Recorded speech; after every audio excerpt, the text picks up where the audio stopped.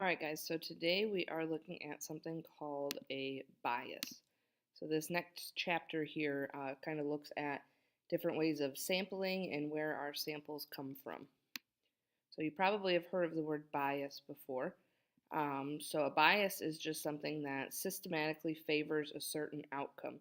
So, it produces a certain outcome kind of unfairly. So, there are 5 types of biases that we'll look at in this class. So the first one is called voluntary response. So a voluntary response bias comes from a sample that is made up of volunteers. So voluntary response, your sample is made up of volunteers. So why is this not ideal? So ideally, you would like to have a random sample where you pick who's going to be included. In voluntary response, that's not the case. This is more people saying, yep, I want to participate, I want to take your survey, or I want to give my opinion, or something like that. So an example may be, you've probably heard this on radio shows before, call in and give your opinion on such and such. So a radio show has listeners call in to give their opinion on President Trump. So the reason this wouldn't be ideal and this would be a bias is because you have to think about who would call in to answer this question. So people that are either really in favor of President Trump or people who really oppose President Trump are going to be the ones that call in. So it's going to be the people with the most extreme opinions, which isn't necessarily going to represent everybody's opinion in the country. Our second type of bias is called convenience sampling. So this comes from a sample that is made up of easy to reach individuals, so conveniently reached people. So for example, if I were to survey everybody in this class, that would be a convenient sample because you guys are easy to reach, you're all right here. So the reason this is not ideal is because a lot of times people that are easy to reach are kind of similar to each other. If I were to sample all of you, you are all mostly 16, 17, and 18-year-olds from Beloit Memorial High School. You all live in the same city, you go to the same school. So I don't really have a good mix of my population. So an example would be, I survey people at Applebee's to find out if they prefer American or Chinese food. So if I'm surveying people at Applebee's, they probably enjoy that type of food. So I'm probably favoring the outcome of American here. Now, just because somebody's at Applebee's doesn't mean they don't like Chinese food, or maybe that's their favorite even. But because they're all right in one spot, I'm probably favoring this American outcome here.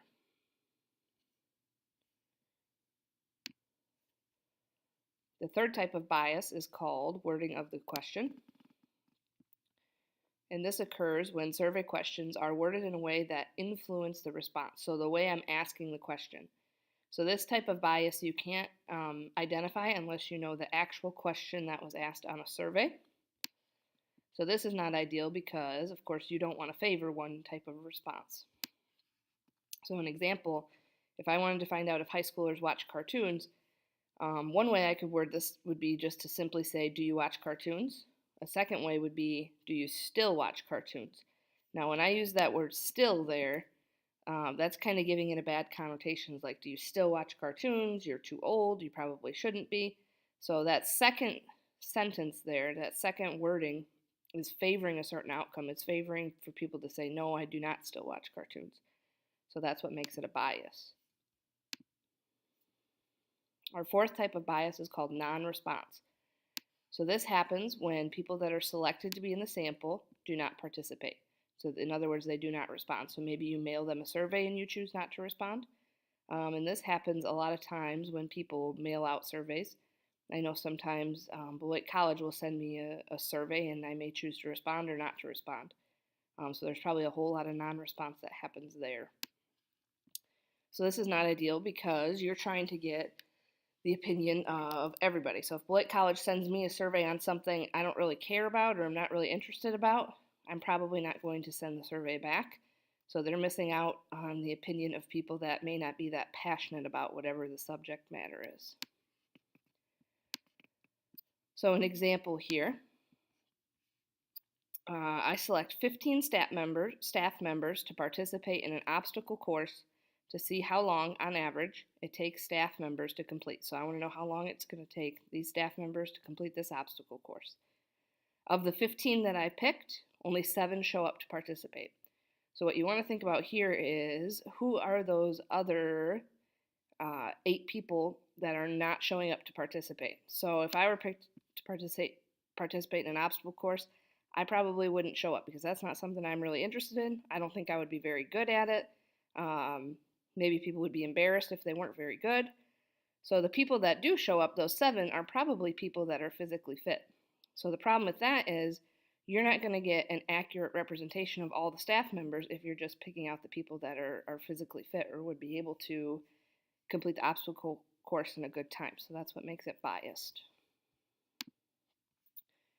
Our last type of bias is called undercoverage, and this happens when a group in a population is left out or not represented in a sample. So this is not ideal because if you're leaving out a specific group, you're going to miss that entire opinion of whoever that group of people might be.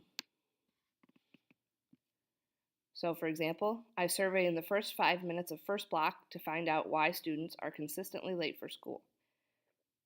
So if I survey in the first 5 minutes of first block, the population, or the part of the population that I'm missing out on, are the people that are constantly late to school. So especially here, if I want to find out why students are consistently late for school, I want to have those students included that are consistently late for school. So if I survey this way, I'm going to have a big undercoverage bias because I'm going to actually be missing out on probably the most important part of the population here, the people that are truly late for school often.